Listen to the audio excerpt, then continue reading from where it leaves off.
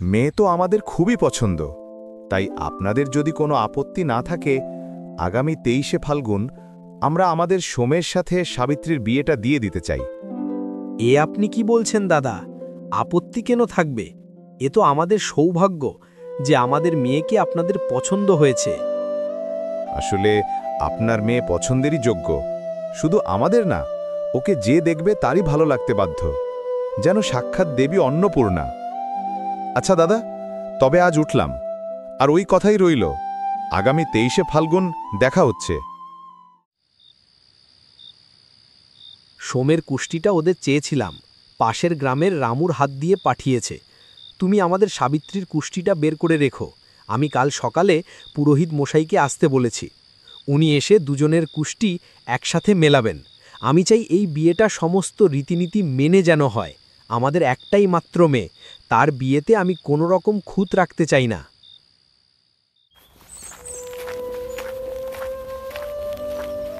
কুষ্টিতে আমি যা দেখলাম রমন, তা একদমই শুভ না। তোমার মেয়ের জন্ম ছকে খুব বড় দোষ আছে, আর এই দোষ না কাটিয়ে যদি তোমরা এই বিয়ে দাও তো ওর স্বামী প্রতিনিয়ত বড় বড় বিপদের মুখে পড়বে। এমনকি ওর স্বামীর প্রাণ সংশয়েরও ঝুঁকি থেকে যাবে। কিভাবে এমনটা হতে পারে? আমার মেয়ে ছোট থেকে নম্র ভদ্র, তারপরেও এতে সাবিত্রীর কোনো দোষ নেই, এটা ওর কুষ্টিতে লেখা আছে। এর কি কিছু প্রতিকার হয় না পুরোহিত মশাই? হ্যাঁ, এই দোষ কাটানোর একটা উপায় আছে।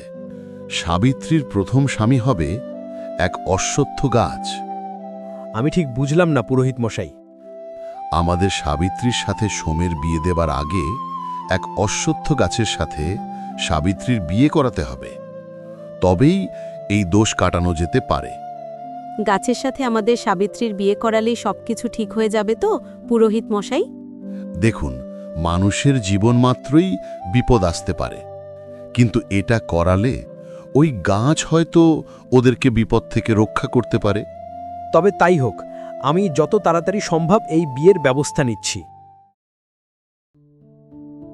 পুরোহিতের কথা মতো সাবিত্রীর বাবা একটা অশ্বত্থ গাছের সাথে সাবিত্রীর বিয়ে দেয়, আর তার ঠিক 2 মাস পর সোমের বাবার কথা অনুসারে 23শে ফাল্গুন তারা সোম ও সাবিত্রীর বিবাহ অনুষ্ঠানের মধ্য দিয়ে তাদের 4 হাত এক করে।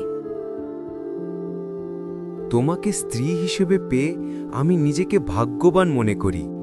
আচ্ছা, তো তোমার নিজেকে ভাগ্যবান মনে করার পেছনে সাবিত্রীর ভূমিকা কি শুনি? ভূমিকা তো অবশ্যই আছে। তোমাকে বাড়িতে নিয়ে আসার পর আমার সোনার ব্যবসায় ব্যাপক উন্নতি লক্ষ্য করেছি। শুধু তাই নয়, আমাদের বিস্কুটের যে কারখানাটা আছে ওখানে কাজের জন্য বেশ কিছু লোক লাগত, কিন্তু ওটা গ্রাম থেকে অনেকটা দূরে থাকায় কেউ তেমন রাজি ছিল না কাজের জন্য।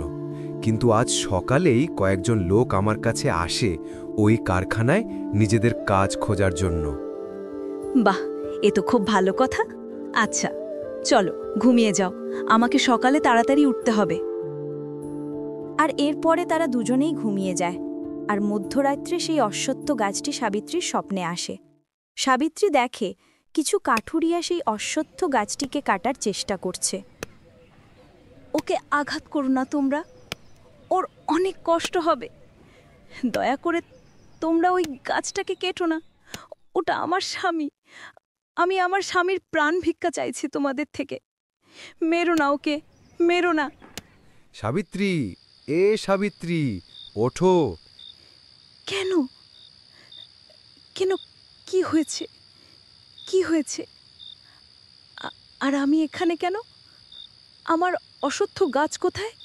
কি ভুলভাল বকছ? অশ্বত্থ গাছ কোথায় ছিল? আর তুমি ঘুমের খেয়ালেও একই কথা বলছিলে, আর এখনও তাই। সোমের এইসব কথায় সাবিত্রীর মন ছিল না। তবে সোম বা সোমের বাড়ির লোক কেউই গাছের সাথে এই বিয়ের ব্যাপারে বেশি কিছু জানত না। তাই সাবিত্রী সোমের সাথে কথা না বাড়িয়ে বলে, ও কিছু না, তুমি ঘুমিয়ে যাও। জানি না কেন এমন স্বপ্ন দেখলাম। সত্যি ওই গাছটাকে কেউ কেটে ফেলেনি তো? বিকেলে আমাকে অবশ্যই গিয়ে দেখে আসতে হবে। বিকেলবেলা সাবিত্রী ওই গাছটার কাছে যাওয়ার জন্য রওনা দেয়, আর ওখানে পৌঁছে ও দেখে সেই গাছটি ওই একই জায়গায় অক্ষত অবস্থায় আছে। আর ওটা দেখে ও অনেক খুশি হয়, কিন্তু ও দেখল গাছটার গায়ে অনেকগুলি কুড়ুলের ঘা মারার দাগ। আমি তো কাল স্বপ্নে ওই কাঠুরিয়াদের ঠিক এভাবেই গাছটাকে আঘাত করতে দেখেছিলাম। সাবিত্রী এটা বলার সাথে সাথে গাছের একটি পাতা তার সামনে পড়ল, আর ও পাতাটা তুলে দেখল ওতে লেখা আছে, হ্যাঁ, ওই কাঠুরিয়ারা আমাকে কাটার জন্য এসেছিল আর ওদের কুড়ুলের কয়েক কোপ আমাকে দিয়েও ছিল, কিন্তু ঠিক সেই সময়ে কিছু বন্য শেয়াল কুকুরের চিৎকারে ওরা ভয় পেয়ে পালিয়ে যায়। আর ওটা পড়ে সাবিত্রী অবাক হয়ে যায়। এই গাছ কিভাবে আমার কথার উত্তর দিতে পারে? আর এটা বলার সাথে সাথে ও ঠিক একইভাবে আরও একটি পাতা তার সামনে পড়ে। আমি অবশ্য উত্তর দিতে পারি, তবে তোমার মতো মুখে না, আমার এই পাতা দ্বারা। এখন থেকে তুমি আমার সামনে এসে যা প্রশ্ন করবে বা যা কিছু বলবে, আমি তোমার প্রতিটি কথার উত্তর দেব আমার এই পাতার মাধ্যমে। আর শোনো, তোমাকে আমি একটা উপহার দিতে চাই। উপহারটা এই যে, তোমার বা তোমার প্রিয়জনদের ভবিষ্যতে খারাপ কিছু ঘটার আগেই তুমি তা জানতে পারবে তোমার স্বপ্নের মাধ্যমে। সেদিন আমাকে বিয়ে করতে এসে আমার সাথে তো একটাও কথা বলনি, তাই উপহারের কথাও তোমায় আর বলতে পারিনি, কারণ আমি আমার পাতার দ্বারা তখনই তোমায় কিছু বলতে পারবো যখন তুমি আমার সামনে দাঁড়িয়ে আমায় কিছু বলবে বা প্রশ্ন করবে। আচ্ছা, তো বলো, আমার উপহার কেমন লাগলো তোমার? এর থেকে ভালো উপহার আর কি বা হতে পারে? যাই হোক, সন্ধে হয়ে এলো প্রায়, আমি এবার বাড়ি যাই, বুঝেছ? আর এরপর সাবিত্রী ওখান থেকে বাড়ি চলে আসে। আর বেশ কিছুদিন পর হঠাৎ একদিন সে স্বপ্ন দেখে যে শহরে তাদের যে বিস্কুট কারখানাটা আছে ওখানে আগুন লেগেছে। আর ওটা দেখা মাত্রই সাবিত্রীর ঘুম ভেঙে যায়, আর উঠে দেখে সকাল হয়ে গেছে। তৎক্ষণাৎ ও ওর স্বামীর কাছে ছুটে আসে আর তাকে বলে, তুমি এক্ষুনি একবার কারখানাতে যাও, আমার মনে হচ্ছে কারখানাতে কিছু অঘটন ঘটেছে, তুমি গিয়ে দেখো। এরকম কিচ্ছুই ঘটেনি সাবিত্রী, এগুলো তোমার মনের ভুল। কিচ্ছু ভুল না, তুমি যাও।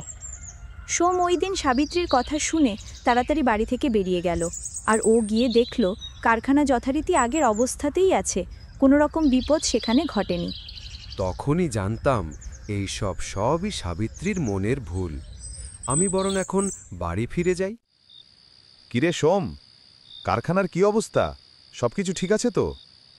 হ্যাঁ, কেন ঠিক থাকবে না? আমি তো তখনই সাবিত্রীকে বলেছিলাম যে এই সবই ওর মনের ভুল। আর এর ঠিক দুদিন বাদেই সোমদের কারখানায় আগুন লাগে। বাবা, বাবা, আমাদের সর্বনাশ হয়ে গেছে, কারখানা পুড়ে ছারখার হয়ে গেছে। সাবিত্রীর কথা ভুল নয় বাবা, ভুল নয়, ও ঠিকই বলেছিল। হায় হায়, কি সর্বনাশ হয়ে গেল আমাদের! কিন্তু এইসব হলো কিভাবে? বৈদ্যুতিক শর্ট সার্কিটের জন্য। এই ঘটনা শুনে সাবিত্রী খুব ভেঙে পড়েছিল, আর সে তৎক্ষণাৎ ওই গাছের কাছে গেল আর তাকে জিজ্ঞাসা করল, কেন হলো আমার এমন বিপদ? কি করব আমি তোমার ওই উপহার নিয়ে? যদি আমি কোনো বিপদ আটকাতেই না পারি? সাথে সাথে আবার একটি পাতা তার সামনে এসে পড়ল। আমি তো তোমায় তখনই বিপদের ইঙ্গিত দিয়েছিলাম, কিন্তু তুমি তো আমার কাছে বিপদ এড়ানোর কোনো প্রতিকার জানতে চাওনি। আর তুমি না জানতে চাইলে আমি বলি কিভাবে? যাও, এই চারা গাছ নিয়ে গিয়ে তোমার বাড়ি, কারখানা, দোকান, যাবতীয় জায়গায় একটা করে পুঁতে দাও। আমার এই গাছের চারা যেখানে থাকবে সেখানে কখনো কোনো বিপদ আসতে পারবে না। সাবিত্রী সেই চারাগাছগুলি নিয়ে বাড়ি আসে এবং তার বাড়িতে, কারখানায়, দোকানে একটি করে চারাগাছ পুঁতে দেয়। আর ওই অশ্বত্থ গাছের কথা মতো চারাগাছ পোতার পর থেকে আর কোনো রকম বিপদ তাদের ধারে পাশে আসে না।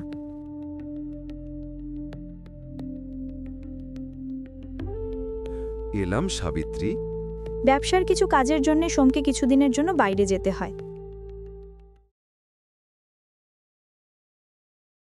আজ তো সকালেই সোমের ফেরার কথা ছিল, সন্ধি হয়ে গেল, এখনো ফিরল না। আমিও তো তাই ভাবছি বাবা, আজই তো ওর ফিরে আসার কথা ছিল। তুই চিন্তা করিস না মা, কিছু কাজের জন্য আজ আটকে পড়েছে হয়তো, দেখিস কাল ঠিকই চলে আসবে। হুম, সেদিন রাতে সাবিত্রী স্বপ্নে দেখে যে তার স্বামী কোনো এক জঙ্গলে পড়ে রয়েছে। তারপর হঠাৎই তার ঘুম ভেঙে যায়, আর তখনই ঘড়ির কাঁটায় ভোর 4:05। সে তাড়াতাড়ি বিছানা থেকে নেমে অশ্বত্থ গাছের কাছে যায়। তুমি বলেছিলে তোমার ওই চারা গাছগুলো লাগালে আর কোনো বিপদ নাকি আসতে পারবে না। তাই যদি হয় তবে আমার এরকম স্বপ্ন দেখার কারণ কি? আমি বলেছিলাম আমার এই চারা গাছ যেখানে লাগানো হবে সেখানে কোনো বিপদ আসতে পারবে না। কিন্তু তোমার স্বামী তো বাড়িতে বা কারখানায় কোথাও নেই। সে বাইরে গিয়েছিল কাজের জন্যে, আর ফেরার পথে বেশ কিছু মোটা অঙ্কের টাকা নিয়ে বাড়ি ফেরায় ও কিছু ডাকাতের কবলে পড়ে। এখন মৃত্যুর সঙ্গে পাঙ্গা লড়ছে। তুমি রক্ষা করো ওকে, ওকে তুমি ফিরিয়ে দাও আমার কাছে। আমি আমার স্বামীর প্রাণ ভিক্ষা চাইছি তোমার কাছে। পরিবর্তে আমার প্রাণ আমি দিয়ে দিতে প্রস্তুত। এখান থেকে প্রায় 6 ক্রোশ দূরে পশ্চিমের শাল পিয়ালের জঙ্গলে তুমি ওকে পাবে। আমার গাছের একটি পাতা থেতো করে ওকে খাওয়াবে, আর তারপর আমার এই সোনার গাছটা তোমার স্বামীর মাথায় ছোঁয়ালে আবার সে আগের মতো সুস্থ স্বাভাবিক অবস্থায় ফিরে আসবে। এখন তাড়াতাড়ি এগুলো নিয়ে রওনা দাও। নেক ধন্যবাদ তোমায়, অনেক ধন্যবাদ। তুমি আবার আমার বিপদ থেকে রক্ষা করলে। তবে এইবার বিপদের থেকে অনেক বেশি কিছু ছিল। এরপর সাবিত্রী ওই অশ্বত্থ গাছ থেকে একটা পাতা পাড়ে, আর অশ্বত্থ গাছের দেওয়া ওই সোনার গাছটি মাটি থেকে তুলে জঙ্গলের দিকে রওনা দেয়।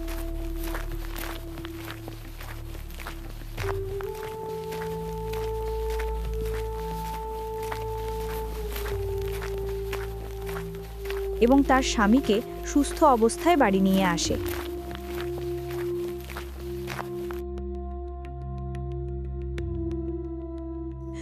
তুমি তো আমাকে আমার জীবন ফিরিয়ে দিয়েছ।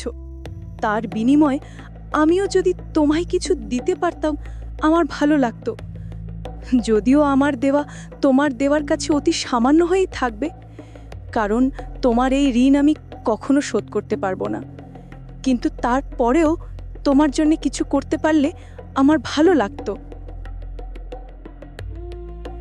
আমার কিছু চাই না, আমায় তো শুধু একটু ভালোবাসা দিলেই আমি খুশি। কিন্তু তারপরেও যদি তোমার মনে হয় যে আমার জন্য কিছু করতে পারলে তুমি খুশি হবে, তবে তুমি নিজের পছন্দ মতো কিছু করে দিও আমার জন্যে। তবে তাই হোক। শোনো, আমি তোমার থেকে কিছু একটা চাইব, দেবে তুমি আমায়? অবশ্যই দেবো, বলো কি চাও। বলছি, তবে বেশি প্রশ্ন আমার করো না। শুধু এটুকু জেনে রাখো, আজ আমি তোমায় ফিরে পেয়েছি শুধু সেই গাছের জন্য। কি গাছ? আমি তো কিছুই বুঝতে পারছি না। আমাদের বাড়ি থেকে 3 কিমি দূরে বাঁধানো পুকুরের পাশে যে বিশাল অশ্বত্থ গাছ রয়েছে, আমি তারই কথা বলছি।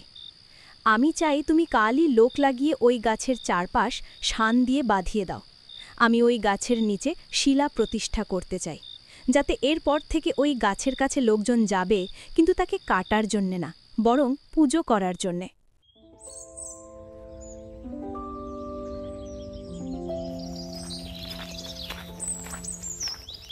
আমার উপহার তোমার ভালো লেগেছে? তুমি তো আমায় নতুন জীবন দান করেছ। এর থেকে ভালো উপহার আর কি বা হয়?